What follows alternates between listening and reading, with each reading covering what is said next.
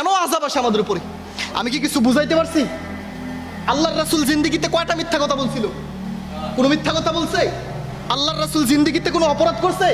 সেই রাসূলের জবান থেকে রক্ত ঝরছে কিসের কারণে? 40 জন মানুষ একটা কথা খেলাফের কারণে। আজকে হাজার উম্মত আল্লাহর নবীর নাফরমানি করতেছে, হাজার উম্মত ফরজ রোজা ছেড়ে দিচ্ছে, হাজার উম্মত ফরজ নামাজ ছেড়ে দিচ্ছে, হাজার উম্মত তাদের ছেলে মেয়েদেরকে কোরআনী শিক্ষায় শিক্ষিত করে না, এমন এক শিক্ষায় শিক্ষিত করতেছে, দিন শেষে তার ছেলে এসে, মুসলিম ঘরের ছেলে এসে বলতেছে দেয়ার ইজ নো গড। এখন বলেন, সুফিয়ান সাউরি রহমতুল্লাহি আলাইহি বলতেন, আমার উট অসুস্থ হইলে এটাও আমি ভাবি আমার গুনাহের কারণে হয়েছে, আমার বিবি অসুস্থ হইলে আমার মনে হয় এটাও আমার গুনাহের কারণে হয়েছে। আজকে আমাদের মধ্যে এত বলা মুসিবত, আজকে শুধু মুসিবত আমাদের কাছে তো শুধু বিবি অসুস্থ হওয়াটা মুসিবত মনে হয়, আত্মীয় স্বজন মারা যাওয়াটা মুসিবত মনে হয়, কিন্তু গত 100 বছর যাবৎ গোটা মুসলিম উম্মার উপরে যে বিশাল বড় এক মুসিবত চেপে আছে আমরা সেটা জানিও না। আপনারা সবাই জানেন গোটা বিশ্ব 1350 বছর মুসলিমরা রাজত্ব করেছে, 1300 বছর যাবৎ মুসলিমরা গোটা বিশ্ব শাসন করছে কি করছে না?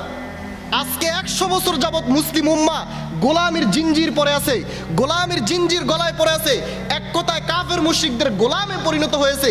এটা যে আমাদের উপরে এক বিশাল আযাব, আমরা যে বিশ্ব নেতৃত্বের আসন থেকে ছিটকে পড়েছি, কাফের মুশরিকদের গোলামে পরিণত হয়েছি, এটা যে আমার উপরে আমাদের রবের একটা আযাব, আমাদের এটা মনেই হয় না, আমরা এটা জানি না এটা একটা আযাব।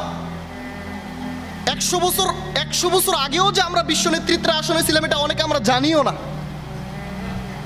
তো আযাব কেন আসবে না? কেন আযাব আসবে না? কেন মহামারী আসবে না? কারণ আল্লাহ রব্বুল আলামিনের প্রত্যেকটা নিয়ামত আল্লাহ রব্বুল আলামিনের অসন্তুষ্টিতে আমরা ব্যবহার করতেছি। মেরে ভাইও, ওহুদের যুদ্ধ আল্লাহ রাসূল সাল্লাল্লাহু আলাইহি সাল্লাম 700 জন সাহাবী নিয়ে ময়দানে চলে গেলেন। জাবালে নুমাত নামক ছোট্ট এক পাহাড়ের কিনারায় হযরত আব্দুল্লাহ ইবনে জুবাইর রাদিয়াল্লাহু তাআলা আনহুকে আমির বানায়া 50 জন সাহাবীকে এখানে দাঁড় করায় দিয়ে গেলেন। তাদেরকে বললেন, তোমরা 50 জন এখানে দাঁড়াইবা, যদি দেখো পাখি আমাদের গোশত ছিঁড়ে ছিঁড়ে খায় তারপরেও তোমরা এই স্থান থেকে লড়বা না, যতক্ষণ পর্যন্ত পুনরায় নির্দেশ না আসে ততক্ষণ পর্যন্ত তোমরা এই স্থানে দাঁড়ায় থাকবা। এই 50 জন এখানে দাঁড়ায় থাকলেন। ওই দিক দিয়ে রাসূল সাল্লাল্লাহু আলাইহি সাল্লাম ময়দানে 700 জন সাহাবী নিয়ে যুদ্ধে জয়ী হয়ে গেলেন, তারা গনিমতের মাল সঞ্চয় করতেছে।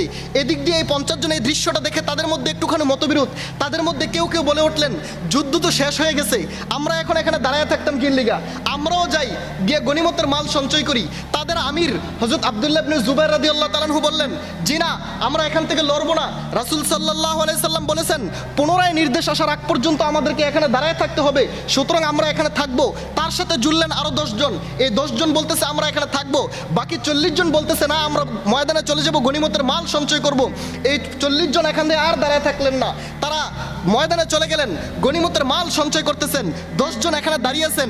দূর থেকে দুশমনের সিপাহ সালার হযরত খালেদ, তিনি তখনও মুসলমান হন নাই, কাফেরদের সিপাহ সালার হযরত খালেদ দেখলেন এখন তো এদিক দিয়ে তো এতক্ষণ বেশি সংখ্যক লোক ছিল, এখন তো কম সংখ্যক লোক, চলো পুনরায় এখান দিয়ে হামলা করি। তারা জাবালে নুমাত নামক ছোট্ট এক পাহাড় টপকায়া চলে আসলেন। এই 10 জন প্রতিহত করতে পারলেন না, প্রতিরোধ করতে পারলেন না, 10 জন শহীদ হয়ে গেল। আল্লাহর রাসূল সাল্লাল্লাহু আলাইহি সাল্লামের সামনের এই 2 দাঁত ভেঙে গেল, রাসূলের মাথায় 12 কিলো ওজনের লোহার টুপি ঢুকে গেল, রাসূলের জবান থেকে জর্জর করে রক্ত পড়তেছে। আল্লাহর রাসূলের কলিজার টুকরা চাচা হযরত হামজা রাদিয়াল্লাহু তাআলা আনহুকে 12 টুকরা করা হয়েছে। হামজা রাদিয়াল্লাহু তাআলা আনহুর কলিজা বার করে চিবানো হয়েছে। হামজা রাদিয়াল্লাহু তাআলা আনহুর মাথার খুলির মধ্যে মদ রেখে পান করা হয়েছে। আল্লাহর রাসূলের সামনের এই 2 দাঁত পড়ে গেছে, রাসূলের জবান থেকে জর্জর করে রক্ত পড়তেছে। সাহাবায়ে কেরাম এলান দিয়ে গেছে, সাহাবীরা আল্লাহর রাসূলের জবান থেকে আল্লাহর রাসূলের রক্ত যেন জমিনে না পড়ে। হযরত ফাতেমা দৌড়ে আসলেন, চাটাই পুরে পুরে রাসূলের রক্তক্ষরণ বন্ধ করলেন। আমার ভাইয়েরা, আমার প্রশ্ন, সেদিন কোন কারণে 70 জন সাহাবী শহীদ হইল? সেদিন কোন কারণে রাসূলের মাথায় 12 কিলো ওজনের লোহার টুপি ঢুকে গেল? সেদিন কোন কারণে রাসূলের দাঁত ভাঙলো? সেদিন কোন কারণে হযরত হামজা রাদিয়াল্লাহু তাআলা আনহুকে 12 টুকরা করা হলো? সেদিন কোন কারণে হামজা রাদিয়াল্লাহু তাআলা আনহুর কলিজা চিবানো হলো? সেদিন কোন কারণে হামজা রাদিয়াল্লাহু তাআলা আনহুর মাথায় মদ রেখে পান করা হইল? একটাই উত্তর আছে, মাত্র 40 জন সাহাবী একটা কথার খেলাফ করছিল। তারা রাসূল সাল্লাল্লাহু আলাইহি সাল্লামের কথা অমান্য করছে, সাহাবায়ে কেরাম রাসূলের কথা অমান্য করছে, এই কথা বলার দুঃসাহস আমাদের নাই। আমরা বরং বলতে পারি খেলাফে ওয়ারজি করছে, খেলাফে মর্জি করছে। এটা যুদ্ধের কৌশল ছিল, এটা কোনো ইসলামের ফরজ বিধান ছিল না, ওয়াজিব ছিল না। রাসূল বলছে তোমরা এখানে দাঁড়াইবা, কিন্তু তারা মনে করছে যতক্ষণ যুদ্ধ চলে, নবীজি বলছে পুনরায় নির্দেশ আসার আগ পর্যন্ত তোমরা এখানে দাঁড়ায় থাকবা, কিন্তু তারা মনে করছিল যতক্ষণ যুদ্ধ চলে। এই একটা কথা খেলাফের কারণে যদি 70 জন সাহাবী শহীদ হয়, একটা কথা খেলাফের কয়জন করছে? 40 জন মানুষ। শুধু 40 জন মানুষ একটা কথা খেলাফের কারণে যদি 70 জন সাহাবী শহীদ হয়, আমার প্রশ্ন 100 জন মানুষ একটা কথা খেলাফের কারণে কতজন শহীদ হওয়া দরকার? 1000 মানুষ একটা কথা খেলাফের কারণে কতজন শহীদ হওয়া দরকার? 1 লাখ মানুষ একটা কথা খেলাফের কারণে কতজন শহীদ হওয়া দরকার? এবার উল্টো দিক থেকে অঙ্ক করেন, একটা কথা খেলাফ করছে 40 জন মানুষ, এজন্য এতজন 70 জন সাহাবী শহীদ হয়েছে। 2টা কথা খেলাফের কারণে কতজন শহীদ হওয়া দরকার? 3টা কথা খেলাফের কারণে কতজন শহীদ হওয়া দরকার? 100 কথা খেলাফের কারণে কতজন শহীদ হওয়া দরকার? 1 লাখ কথা খেলাফের কারণে কতজন শহীদ হওয়া দরকার? নামাজ তরক করার কারণে কতজন শহীদ হওয়া দরকার? রোজা তরক করার কারণে কতজন শহীদ হওয়া দরকার? যাকাত তরক করার কারণে কতজন শহীদ হওয়া দরকার? আমরে বিল মারুফ তরক করার কারণে কতজন শহীদ হওয়া দরকার? নাহিয়ানিল মুনকার তরক করার কারণে কতজন শহীদ হওয়া দরকার? উম্মতে মুসলিমা বাচ্চাকে কোরআন পড়ায় না, কতজন শহীদ হওয়া দরকার? উম্মতে মুসলিমা মেয়েদেরকে পর্দায় রাখে না, কতজন শহীদ হওয়া দরকার? উম্মতে মুসলিমার যুবক নগ্নতার মধ্যে ডুবে আছে, কতজন শহীদ হওয়া দরকার? বলেন কেন আযাব আসে আমাদের উপরে? আমি কি কিছু বুঝাইতে পারছি? আল্লাহর রাসূল জিন্দেগিতে কয়টা মিথ্যা কথা বলছিল? কোনো মিথ্যা কথা বলছে? আল্লাহর রাসূল জিন্দেগিতে কোনো অপরাধ করছে? সেই রাসূলের জবান থেকে রক্ত ঝরছে কিসের কারণে? 40 জন মানুষ একটা কথা খেলাফের কারণে। আজকে হাজার উম্মত আল্লাহর নবীর নাফরমানি করতেছে, হাজার উম্মত ফরজ রোজা ছেড়ে দিচ্ছে, হাজার উম্মত ফরজ নামাজ ছেড়ে দিচ্ছে, হাজার উম্মত তাদের ছেলে মেয়েদেরকে কোরআনী শিক্ষায় শিক্ষিত করে না, এমন এক শিক্ষায় শিক্ষিত করতেছে, দিন শেষে তার ছেলে এসে, মুসলিম ঘরের ছেলে এসে বলতেছে দেয়ার ইজ নো গড। এখন বলেন আযাব কেন আসে? কেন আসে আযাব?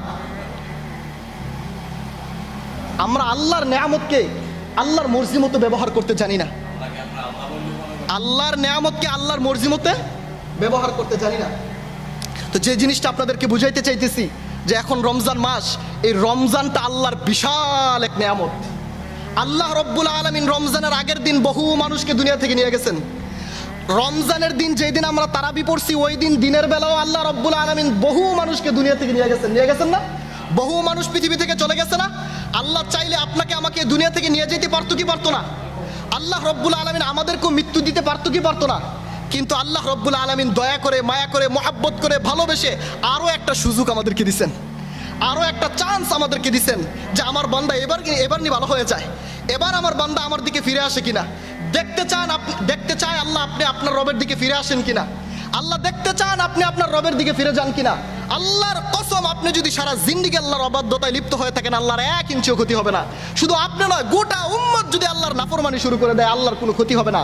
আর গোটা উম্মত যদি আল্লাহর ভক্ত হয়ে যায়, আল্লাহর ইবাদত শুরু করে দেয়, আল্লাহর কোনো লাভও হবে না। আপনি ইবাদত করবেন, আপনার জিন্দেগি দামি হয়ে যাবে, আপনি লাভবান হয়ে যাবেন, কিন্তু আপনি আল্লাহর নাফরমানি করবেন, আপনি ক্ষতিগ্রস্ত হবেন, আল্লাহর কোনো লস হবে না, আল্লাহর কোনো ক্ষতি হবে না। এই জন্য আপনাকে দয়া করে আল্লাহ আরো একটা পুরস্কার, আরো একটা নেয়ামত, রমজান নামক নেয়ামত আল্লাহ কি দিচ্ছেন। আর এই রমজান মাস শুধু দিনের বেলা রোজা রাখার মাস নয়, এই রমজান মাস শুধু রাতে তারাবি পড়ার মাস নয়, এই রমজান রহমতের মাস, এই রমজান বরকতের মাস, এই রমজান নাজাতের মাস, এই রমজান গুনাহ মাফের মাস, এই রমজান নিজের গুনাহগুলো মাফ করে রবের সামনে পরিপূর্ণভাবে মুত্তাকি হওয়ার মাস।